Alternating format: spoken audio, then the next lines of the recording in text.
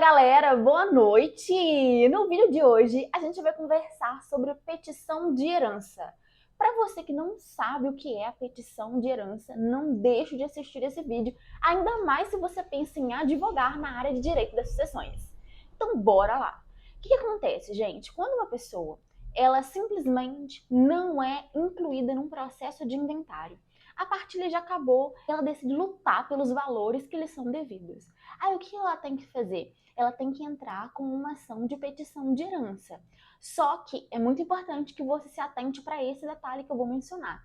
A ação de petição de herança, ela não atribui legitimidade para essa pessoa como herdeira. Não, essa ação ela serve meramente para poder declarar que essa pessoa ela tem, né, os requisitos que são necessários para poder usufruir de determinados valores, para receber determinados bens enquanto herdeira. Outro ponto importante, enquanto herdeira. Por quê? Porque legatário não entra com a ação de petição de herança. Legatário deve entrar com uma ação reivindicatória. Por quê? Porque o legado ele decorre, né, de um testamento, onde os bens são direcionados de forma individualizada. Na ação de petição de herança, presume-se a universalidade dos bens. Então, se o seu cliente ele decidiu lutar pelos direitos que lhe são devidos, o primeiro ponto que você deve se atentar é para o seguinte: o seu cliente ele possui documentos que comprovem que ele é herdeiro? Vamos supor que sim. Maravilha, você vai anexar esses documentos, vai propor referidação e tudo certo. Só que, se ele não tiver documentos que comprovem, né, que ele é herdeiro, que ele tem legitimidade para poder herdar, o que tem que ser feito? Deve ser proposta, por exemplo, uma ação de investigação de paternidade, caso ele não consiga comprovar que ele é filho do falecido, ou uma ação de reconhecimento de união estável, caso ele não tenha como comprovar que ele tinha uma união estável, ou ela tinha uma união estável com o falecido ou com a falecida. Lembrando que a ação de petição de herança ela pode ser proposta de forma cumulativa com a ação de investigação de paternidade, bem como com a ação de reconhecimento de união estável.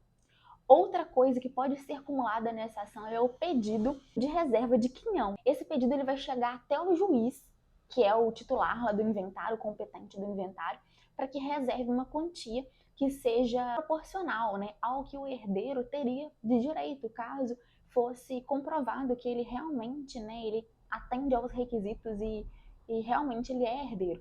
Então, essa quantia ela vai ficar resguardada para que, caso haja uma partilha, esse valorzinho vai ser separado para ele, entendeu? Caso ele não cumpra os requisitos, o juiz não entenda, né, que ele pode ser considerado herdeiro, aí esses valores que foram reservados vão voltar para o monte para que eles sejam partilhados em uma sobrepartilha.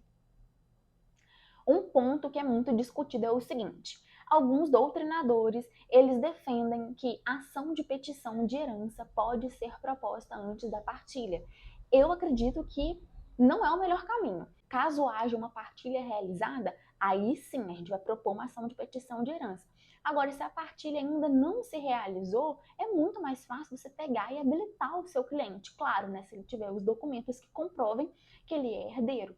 Mas é muito mais fácil de utilizar a ação de petição de herança antes da finalização da partilha, que é quando a gente acredita, né, que a ação de reconhecimento de união estável ou a ação de investigação de paternidade, que foram cumuladas, né, com a ação de petição de herança, que elas vão demorar tanto que a partilha vai acabar sendo feita antes da finalização dessas outras ações. Aí sim a gente pode fazer uma ação de petição de herança, ainda que a partilha não tenha sido feita lá no inventário, já tendo essa visão, né, de que essas outras ações elas podem demorar mais, e quando for sair o resultado, né, dessa ação de reconhecimento de união estável ou de investigação de paternidade, a partilha já vai ter sido feita. Não podemos esquecer também que a ação de petição de herança ela possui um prazo prescricional de 10 anos. E esse prazo começa a contar a partir de quando? Vamos conversar sobre isso agora. Primeiro ponto importante, o absolutamente incapaz. O prazo dele não vai começar a correr enquanto ele não completar 18 anos. Outro ponto importante, no que diz respeito à ação de investigação de paternidade. A partir do momento que for declarada a paternidade, é que a prescrição vai começar a correr, né? Os 10 anos vão começar a ser contados. Até porque não faz sentido, né? Como que o prazo vai começar a ser contado? Por exemplo, vamos supor que o prazo começasse a ser contado da abertura do inventário.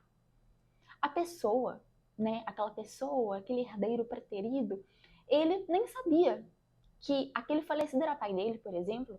Como que o prazo prescricional dele ia começar a correr, sendo que ele não tinha nem conhecimento de que ele tinha aquele direito?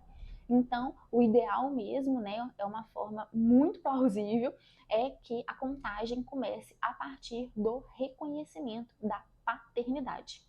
Outra coisa muito importante quando a gente fala de ação de petição de herança é falar sobre o herdeiro aparente. O herdeiro aparente é aquela pessoa que, aos olhos de todo mundo, né, ele se comporta como herdeiro, ele vai fazer uma transação, seja onerosa, seja gratuita. Ele dispõe daquele patrimônio que ele mesmo, por vezes, acreditava que era dono.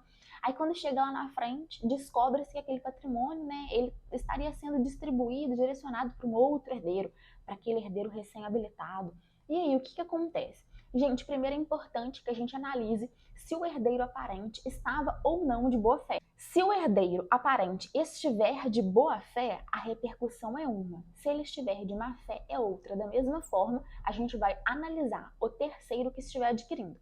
Pontos importantes desse assunto que você tem que memorizar. Primeira coisa, se a transação for a título oneroso e o terceiro estiver de boa fé, o recém-habilitado herdeiro vai ter um crédito com um herdeiro aparente. Quando a transação ela é a título gratuito, é necessário que se devolva o bem para o herdeiro aparente, para que este bem seja transferido ao herdeiro recém-habilitado. Se esse vídeo foi útil para você, dê um like aqui embaixo, é muito importante o seu feedback para mim. Se inscreva no canal, ative o sininho para você ficar por dentro de todas as novidades e a gente se encontra aqui amanhã. Um grande abraço!